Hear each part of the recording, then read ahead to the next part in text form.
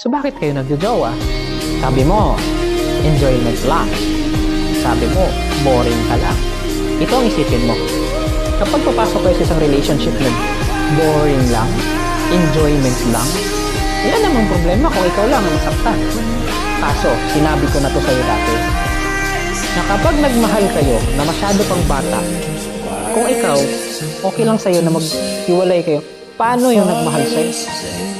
Ano nakuha niya sa'yo? Sakit, trauma.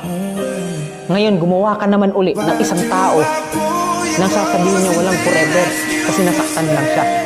Anong nangyayari? Itong tao na to na ginawa niya na broken kasi ganito okay lang masaktan. Sasaktan to. Ngayon, nagjowa ito, iiwan niya rin doon. So, lahat tayo nabubuhay na ano? Broken.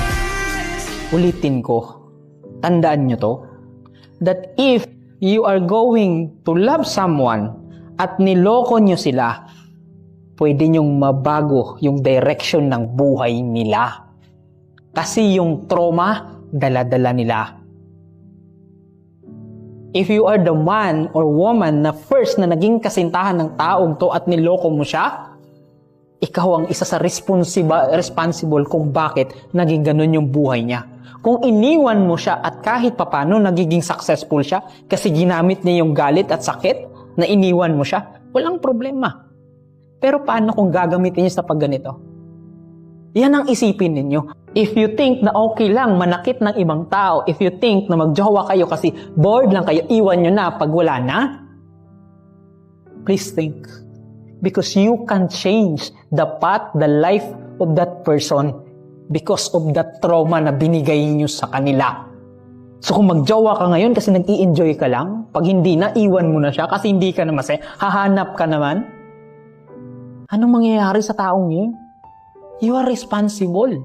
Kung hindi pa kayo handa at pag nagloloko lang kayo, nag-i-enjoy lang kayo, huwag kayong magjowa. Because the only reason na magjojowa kayo is mag-aasawa kayo. Pero dahil lang mag-enjoy kayo, yes, nag-i-enjoy ka along the way sa journey mo. Pero paano yung taong sinaktan mo? Paano yung taong niloko ninyo? Ayaw niya nang magmahal uli. Kasi yung trauma na tanggap niya sa inyo, dala-dala niya hanggang paglaki niya. Mag-jowa-jowa, mag-usar, enjoy. Yes, you enjoy. How about the person you hurt? How about na yung taong pinili ka, pero hindi mo pinili? Pinasakay mo lang.